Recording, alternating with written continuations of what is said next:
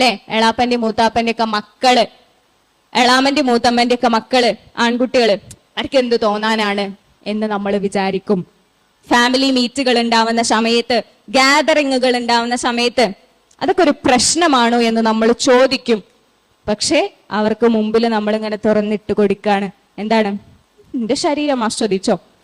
നമ്മുടെ മാറിടത്തിലേക്ക് നോക്കിയിട്ട്, നമ്മുടെ കൈകളിലേക്ക് നോക്കിയിട്ട്, നമ്മുടെ കാലിന്റെ അകാരവടിവിലേക്ക് നോക്കിയിട്ട്, നമ്മുടെ ശരീരത്തിന്റെ എല്ലാ ഭാഗങ്ങളിലേക്കും നോക്കിയിട്ട് അവരിങ്ങനെ ആസ്വദിച്ചു കൊണ്ടിരിക്കും. അതിനെ നമ്മൾ ഇങ്ങനെ തുറന്നിട്ട് കൊടുക്കാണ്. എന്നാൽ നിങ്ങൾ ആലോചിച്ച് നോക്കൂ, രണ്ടാമത്തെ ഒരു ചിത്രം. അങ്ങനെയാണ് നമ്മൾ സമൂഹത്തിലേക്ക് പോകുന്നതെങ്കിൽ, അന്യപുരുഷന്മാരുമായിട്ട് ഇടപഴകുന്നതെങ്കിൽ, കം റെസ്പെക്ട് മീ, എന്നെ റെസ്പെക്ട് ചെയ്യൂ, എന്റെ വാല്യൂ, അല്ലെ, എന്റെ ഡിഗ്നിറ്റി, എന്റെ ഐഡന്റിറ്റി, ഇതിനൊക്കെ റെസ്പെക്ട് ചെയ്യൂ എന്നൊരു മെസ്സേജാണ് നമ്മൾ കൊടുക്കുന്നത്. എന്റെ പ്രൈവസിയിലേക്ക്, എന്റെ ലൈംഗികതയിലേക്ക്, എന്റെ ശരീരത്തെ ആസ്വദിക്കാൻ വേണ്ടിയിട്ട് ഒരാളെയും ഞാൻ സമ്മതിക്കുകയില്ല. അത് ആർക്ക് മാത്രാണ്?